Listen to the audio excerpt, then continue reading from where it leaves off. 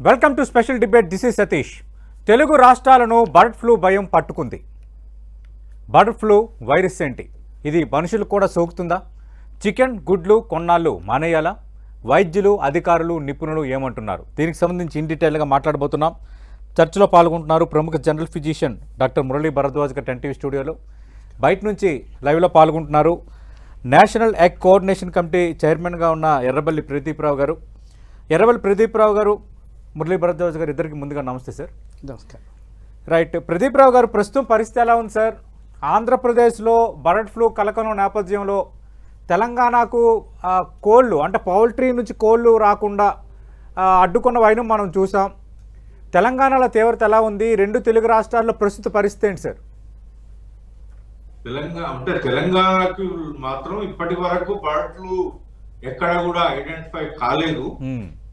ఆంధ్రాలో ఐడెంటిఫై అయింది, ఈస్ట్ గోదావరి కొన్ని, మళ్ళా మనకు రాజస్థాన్ లో ఫస్ట్ తాకింది, తర్వాత మధ్యప్రదేశ్, ఛత్తీస్గఢ్ ఉన్నది తప్ప భారతదేశంలో ఈ 4 రాష్ట్రాలలోనే ఐడెంటిఫై అయింది. మన దగ్గర తెలంగాణలో మాత్రం కొన్ని కోళ్లు చనిపోయిన కాడ మన స్టేట్ గవర్నమెంట్ వెటర్నరీ డిపార్ట్మెంట్ వాళ్ళు శాంపిల్ కలెక్ట్ చేసి దాన్ని పరీక్ష చేస్తే కూడా, పంపితే కూడా దానికి బర్డ్ ఫ్లూ లేదు అనే నిర్ధారణ అయింది. అయినా ఆంధ్రాలో మన పక్క జిల్లా కనుక, పక్క రాష్ట్రం కనుక మనం చాలా జాగ్రత్తగా మన వెటర్నరీ కానీ మన రైతులను కానీ ఏ రోజు ఆ రోజు మీటింగ్స్ పెట్టుకుంటా దాని డిస్ఇన్ఫెక్షన్స్ రాకుండా మనకు అక్కడి కోళ్లను కూడా తిప్పి పంపే వైనం మీరు అందరు ప్రెస్ లా ఇట్లా చూసారు.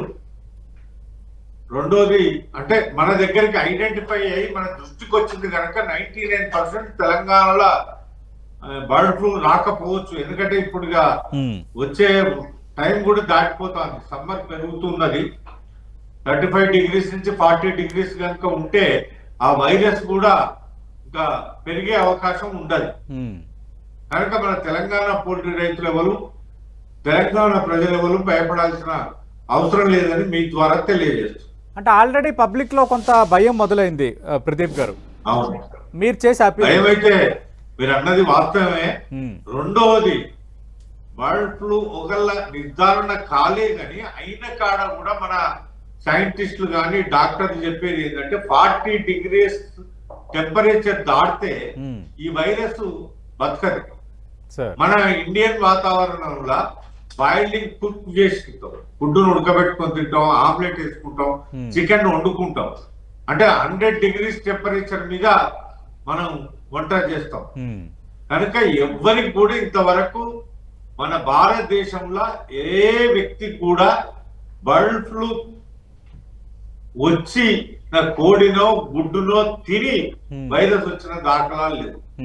రెండవది ఫామ్లలో పనిచేసేటోళ్ళకు కూడా, పౌల్ట్రీ ఫార్మ్స్ లలో పనిచేసేటోళ్ళకు కూడా ఇంతవరకు బర్డ్ ఫ్లూ ఎక్కడ కూడా వచ్చి మనుషులకు అటాక్ అయిన దాఖలాలు మన ఇండియాలో లేవు.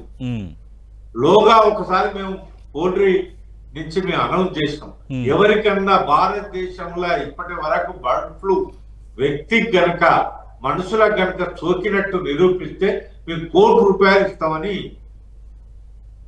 అప్పుడు చెప్పడం జరిగింది. అంటే ఇంతవరకు ఐడెంటిఫై కాలేదు. ఇప్పుడు ఆంధ్రాలో కూడా బర్డ్ ఫ్లూ ఐడెంటిఫై అయింది, కానీ అక్కడ మనుషులకు ఎవరికన్నా వచ్చిందా? రాలేదు. అంటే మనుషులకు ఇంతవరకు ఎక్కడ కూడా మనం భారతదేశంలో సోకిన దాఖలాలు లేవు. కనుక ప్రజలు ఎవరు భయపడాల్సిన అవసరం లేదు. మనం కామన్ మ్యాన్ మాత్రం ఉడకబెట్టుకొని కోడిని వండి తింటే ఎట్టి పరిస్థితుల ఆ బర్డ్ ఫ్లూ అనేది రాదు, తాకది. ఎందుకంటే 40 degrees టెంపరేచర్లే అది చనిపోతుందని సైంటిస్టులు కానీ అందరూ చెప్పే విషయం అదే, డాక్టర్స్ కానీ. అంటే మనం ఉడకబెడితే మినిమం 100 degrees టెంపరేచర్ తాకుతుంది, ఇక వైరస్ ఎక్కడదండి. కనుక ఎవరు మీ ద్వారా నేను ప్రజలకు చెప్పేది ఏంటంటే ఎట్టి పరిస్థితుల్లో ఇది మనుషులకు మనం వండుకొని తింటే తాకేది కాదు. ఇంతవరకు భారతదేశంలో అట్లా వచ్చిన దాఖలాలు లేవని మీ ద్వారా తెలియదు. రైట్. మురళీ భరద్వాజ్ గారు మీరు ఏం చెప్తారు? అంటే పబ్లిక్లో ఇది అంటే ఎర్రబెల్లి ప్రదీప్ గారు